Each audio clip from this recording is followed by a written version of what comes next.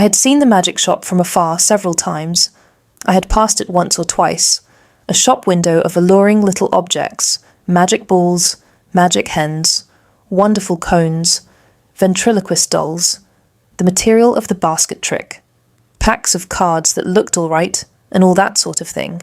But never had I thought of going in until one day, almost without warning, Gip hauled me by my finger right up to the window, and so conducted himself that there was nothing for it but to take him in. I had not thought the place was there, to tell the truth. A modest-sized frontage in Regent Street, between the picture shop and the place where the chicks run about just out of patent incubators. But there it was, sure enough. I had fancied it was down nearer the circus, or round the corner in Oxford Street, or even in Holborn. Always over the way and a little inaccessible it had been, with something of the mirage in its position. But here it was now quite indisputably, and the fat end of Gip's pointing finger made a noise upon the glass. "If I was rich," said Gip, dabbing a finger at the disappearing egg, "I'd buy myself that. And that, which was The Crying Baby, Very Human, and that, which was a mystery, and called, so a neat card asserted, Buy one and astonish your friends." "Anything," said Jip, "will disappear under one of those cones. I have read about it in a book. And there, Dada, is the vanishing halfpenny. Only they've put it this way up so we can't see how it's done. Gip, dear boy, inherits his mother's breeding, and he did not propose to enter the shop or worry in any way. Only, you know, quite unconsciously, he lugged my finger doorward, and he made his interest clear. That, he said, and pointed to the magic bottle. If you had that, I said, at which promising inquiry he looked up with a sudden radiance. I could show it to Jessie, he said, thoughtful as ever of others. It's less than 100 days to your birthday, Gibbles, I said, and laid my hand on the door handle. Gip made no answer, but his grip tightened on my finger, and so we came into the shop. It was no common shop, this. It was a magic shop, and all the prancing precedence Jip would have taken in the matter of mere toys was wanting. He left the burden of the conversation to me. It was a little, narrow shop, not very well lit, and the doorbell pinged again with a plaintive note as we closed it behind us. For a moment or so we were alone, and could glance about us. There was a tiger in papier-mâché on the glass case that covered the low counter, a grave, kind-eyed tiger that waggled his head in a methodical manner. There were several crystal spheres, a china hand holding magic cards, a stock of magic fish bowls in various sizes, and an immodest magic hat that shamelessly displayed its springs. On the floor were magic mirrors, one to draw you out long and thin, one to swell your head and vanish your legs, and one to make you short and fat like a draught. And while we were laughing at these, the shopman, as I suppose, came in. At any rate, there he was behind the counter, a curious, sallow dark man, with one ear larger than the other and a chin like the toe cap of a boot. "What can we have the pleasure?" he said, spreading his long magic fingers on the glass case. And so with a start we were aware of him. "I want," I said, "to buy my little boy a few simple tricks." "Legerdemain?" he asked. "Mechanical? Domestic?" "Anything amusing?" said I. Said the shopman, and scratched his head for a moment as if thinking. Then, quite distinctly, he drew from his head a glass ball. "Something in this way?" he said, and held it out. The action was unexpected. I had seen the trick done at entertainments endless times before. It's part of the common stock of conjurers, but I had not expected it here. "That's good," I said with a laugh. "Isn't it?" said the shopman. Gip stretched out his disengaged hand to take this object and found merely a blank palm. "It's in your pocket," said the shopman, and there it was. "How much will that be?" I asked. "We make no charge for glass balls," said the shopman politely. "We get them." He picked one out of his elbow as he spoke. Free. He produced another from the back of his neck and laid it beside its predecessor on the counter. Gip regarded his glass ball sagely, then directed a look of inquiry at the two on the counter, and finally brought his round-eyed scrutiny to the shopman, who smiled. "You may have those too," said the shopman, "and, if you don't mind, one from my mouth. So." Gip counselled me mutely for a moment, and then, in a profound silence, put away the 4 balls, resumed my reassuring finger, and nerved himself for the next event. "We get all our smaller tricks in that way," the shopman remarked. I laughed in the manner of one who subscribes to a jest. "Instead of going to the wholesale shop," I said. "Of course, it's cheaper."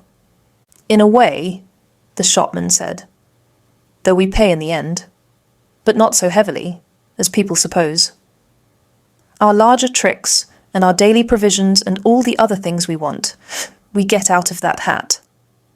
And you know, sir, if you'll excuse my saying it, there isn't a wholesale shop, not for genuine magic goods, sir. I don't know if you noticed our inscription. The Genuine Magic Shop." He drew a business card from his cheek and handed it to me. "Genuine," he said with his finger on the word, and added, "There is absolutely no deception, sir." He seemed to be carrying out the joke pretty thoroughly, I thought. He turned to Gip with a smile of remarkable affability. You know, are the right sort of boy." I was surprised at his knowing that, because, in the interests of discipline, we keep it rather a secret even at home. But Gip received it in unflinching silence, keeping a steadfast eye on him. It's only the right sort of boy gets through that doorway. And, as if by way of illustration, there came a rattling at the door, and a squeaking little voice could be faintly heard. "Nya, I want to go in there, Dada. I want to go in there. Naya na." And then the accents of a downtrodden parent, urging consolations and propitiations. "It's locked, Edward," he said. "But it isn't," said I. "It is, sir," said the shopman, "always, for that sort of child." And as he spoke, we had a glimpse of the other youngster, a little white face, pallid from sweet-eating and oversapid food, and distorted by evil passions, a ruthless little egotist pawing at the enchanted pain. "It's no good, sir," said the shopman, as I moved, with my natural helpfulness, doorward, and presently the spoilt child was carried off howling. "How do you manage that?" I said, breathing a little more freely. "Magic," said the shopman, with a careless wave of the hand, and behold! Sparks of coloured fire flew out of his fingers and vanished into the shadows of the shop. "You were saying," he said, addressing himself to Gip, "before you came in, that you would like one of our buy one and astonish your friends boxes?" Gip, after a gallant effort, said, "Yes." "It's in your pocket." And leaning over the counter, he really had an extraordinarily long body. This amazing person produced the article in the customary conjurer's manner. "Paper," he said, and took a sheet out of the empty hat with the springs. "String," and behold, his mouth was a string box, from which he drew an unending thread, which when he had tied his parcel he bit off, and, it seemed to me, swallowed the ball of string. And then he lit a candle at the nose of one of the ventriloquist's dummies, stuck one of his fingers, which had become sealing wax red, into the flame, and so sealed the parcel. "Then there was the disappearing egg," he remarked, and produced one from within my coat breast and packed it, and also the crying baby, very human. I handed each parcel to Gip as it was ready, and he clasped them to his chest. He said very little, but his eyes were eloquent. The clutch of his arms was eloquent. He was the playground of unspeakable emotions. These, you know, were real magics. Then, with a start, I discovered something moving about in my hat. something soft and jumpy. I whipped it off, and a ruffled pigeon, no doubt a Confederate, dropped out and ran on the counter, and went, I fancy, into a cardboard box behind the papier-mâché tiger. "Tut, tut," said the shopman, dexterously relieving me of my headdress. "Careless bird, and, as I live, nesting." He shook my hat and shook out into his extended hand 2 or 3 eggs, a large marble, a watch, about half a dozen of the inevitable glass balls, and then crumpled, crinkled paper, more and more and more, talking all the time of the way in which people neglect to brush their hats inside as well as out. Politely, of course, but with a certain personal application. "All sorts of things accumulate, sir. Not you, of course, in particular. Nearly every customer. Astonishing what they carry about with them." The crumpled paper rose and billowed on the counter more and more and more, until he was nearly hidden from us, until he was altogether hidden, and still his voice went on and on. "We none of us know what the fair semblance of a human being may conceal, sir. Are we all then no better than brushed exteriors, whited sepulchres?" His voice stopped, exactly like when you hit a neighbour's gramophone with a well-aimed brick, the same instant silence.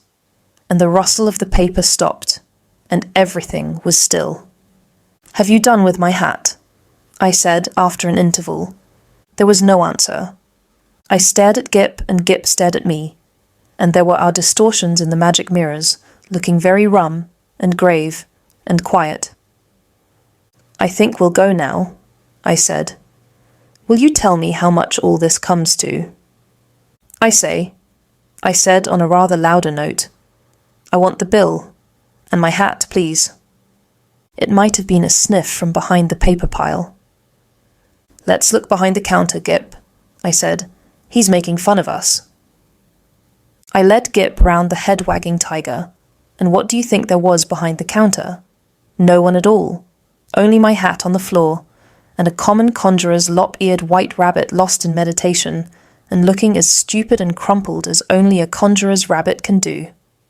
I resumed my hat, and the rabbit lolloped a lollop or so out of my way. "Dada," said Gip in a guilty whisper.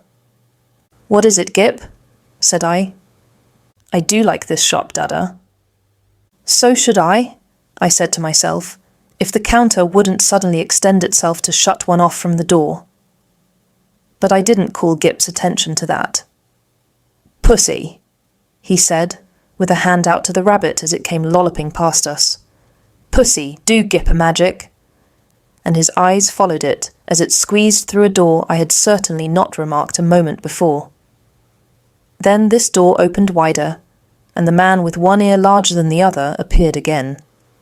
He was smiling still, but his eye met mine with something between amusement and defiance. "You'd like to see our showroom, sir?"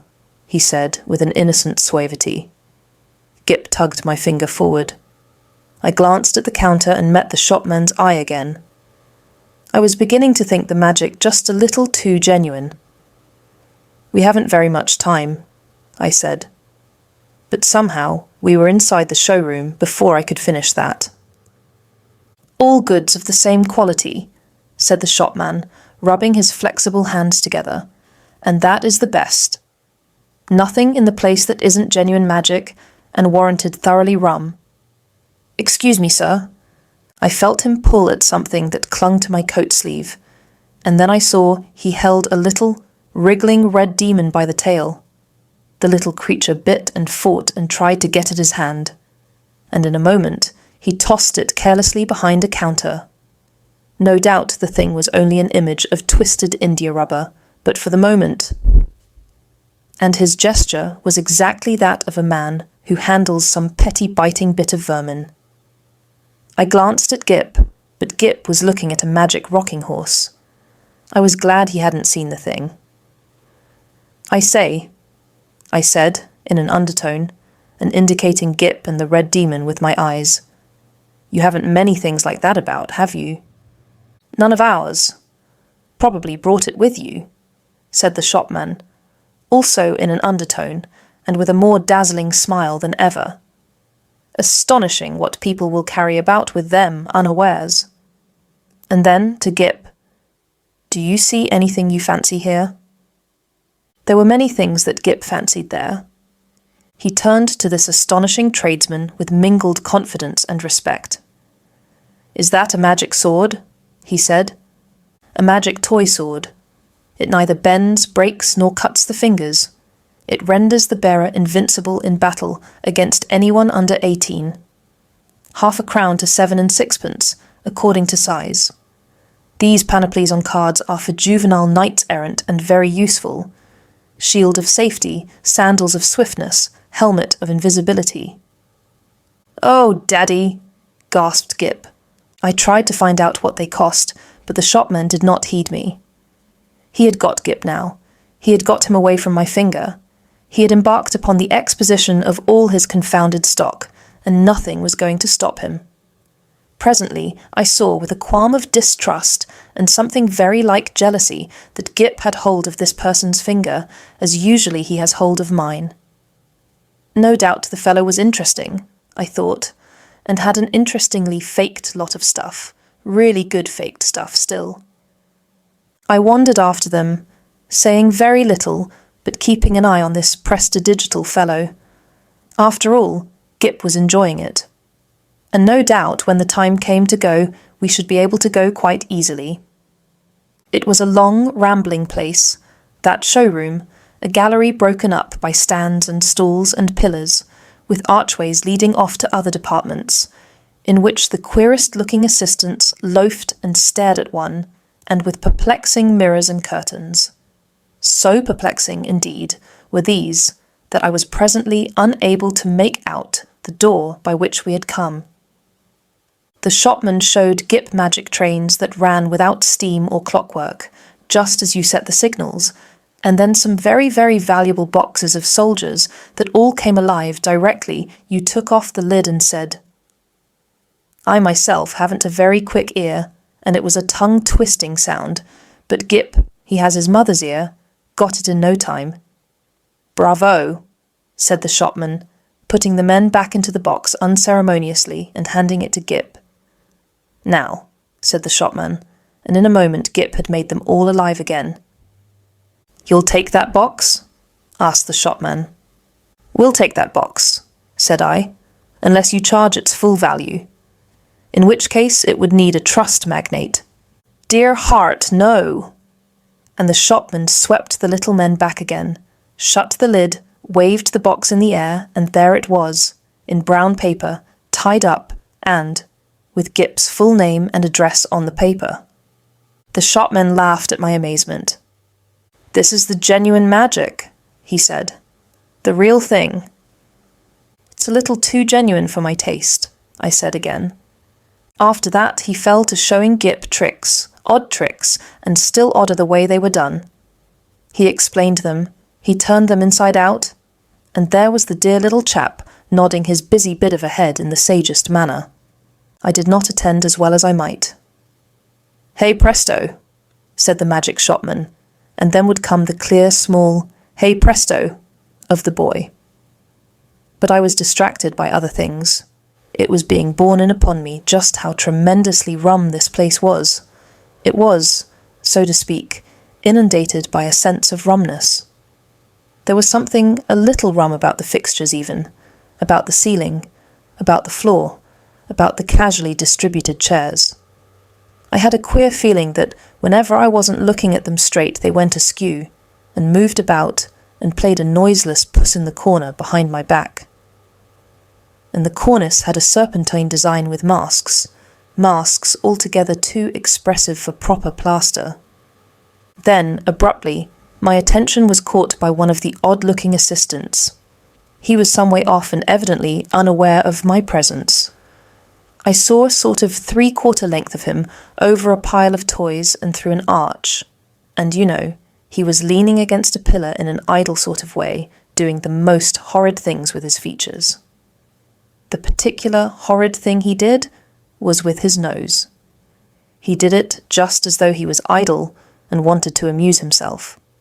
First of all, it was a short, blobby nose, and then suddenly he shot it out like a telescope, and then out it flew and became thinner and thinner until it was like a long, red, flexible whip. Like a thing in a nightmare it was. He flourished it about and flung it forth as a fly fisher flings his line. My instant thought was that Gip mustn't see him. I turned about, and there was Gip quite preoccupied with the shopman, and thinking no evil. They were whispering together and looking at me. Gip was standing on a little stool, and the shopman was holding a sort of big drum in his hand. "Hide and seek, Dada," cried Gip. "You're he." And before I could do anything to prevent it, the shopman had clapped the big drum over him. I saw what was up directly. "Take that off," I cried, "this instant. You'll frighten the boy. Take it off." The shopman with the unequal ears did so without a word, and held the big cylinder towards me to show its emptiness, and the little stool was vacant. In that instant, my boy had utterly disappeared. You know, perhaps, that sinister something that comes like a hand out of the unseen and grips your heart about. You know it takes your common self away and leaves you tense and deliberate, neither slow nor hasty, neither angry nor afraid. So it was with me. I came up to this grinning shopman and kicked his stool aside. "Stop this folly," I said. "Where is my boy?" "You see," he said, still displaying the drum's interior, "there is no deception." I put out my hand to grip him, and he eluded me by a dexterous movement. I snatched again, and he turned from me and pushed open a door to escape. "Stop," I said, and he laughed, receding. I leapt after him into utter darkness. Thud. "Lord bless my heart, I didn't see you coming, sir." I was in Regent Street, and I'd collided with a decent-looking working man, and a yard away perhaps, and looking a little perplexed with himself, was Gip. There was some sort of apology, and then Gip had turned and come to me with a bright little smile, as though for a moment he had missed me, and he was carrying 4 parcels in his arm. He secured immediate possession of my finger. For the second I was rather at a loss. I stared round to see the door of the magic shop, and, behold, it was not there. There was no door, no shop, nothing, only the common pilaster between the shop where they sell pictures and the window with the chicks. I did the only thing possible in that mental tumult. I walked straight to the curbstone and held up my umbrella for a cab. "Ansoms," said Gip, in a note of culminating exultation. I helped him in, recalled my address with an effort, and got in also. Something unusual proclaimed itself in my tailcoat pocket, and I felt and discovered a glass ball. With a petulant expression, I flung it into the street. Gip said nothing. For a space neither of us spoke. "Dada," said Gip at last. "That was a proper shop." I came round with that to the problem of just how the whole thing had seemed to him. He looked completely undamaged, but, so far, good. He was neither scared nor unhinged. He was simply tremendously satisfied with the afternoon's entertainment. And there in his arms were the 4 parcels. Confound it! What could be in them? I said. "Little boys can't go to shops like that every day." He received this with his usual stoicism, and for a moment I was sorry I was his father and not his mother, and so couldn't suddenly there, coram publico, in our hansom, kiss him. After all, I thought, the thing wasn't so very bad. But it was only when we opened the parcels that I really began to be reassured. 3 of them contained boxes of soldiers, quite ordinary lead soldiers, but of so good a quality as to make Gip altogether forget that originally these parcels had been magic tricks of the only genuine sort. And the 4th contained a kitten, a little living white kitten, in excellent health and appetite and temper. I saw this unpacking with a sort of provisional relief. I hung about in the nursery for quite an unconscionable time. That happened 6 months ago. and now I am beginning to believe it is all right. The kitten had only the magic natural to all kittens, and the soldiers seem as steady a company as any colonel could desire. And Gip? The intelligent parent will understand that I have to go cautiously with Gip. But I went so far as this one day. I said, "How would you like your soldiers to come alive, Gip, and march about by themselves?" "Mine do," said Gip. "I just have to say a word I know before I open the lid." "Then they march about alone?" "Oh, quite, Dada. I shouldn't like them if they didn't do that." I displayed no unbecoming surprise, and since then I have taken occasion to drop in upon him once or twice, unannounced when the soldiers were about, but so far I have never discovered them performing in anything like a magical manner. It's so difficult to tell. There's also a question of finance. I have an incurable habit of paying bills. I have been up and down Regent Street several times looking for that shop. I am inclined to think, indeed, that in that matter honour is satisfied, and that, since Gip's name and address are known to them, I may very well leave it to these people, whoever they may be, to send in their bill in their own time.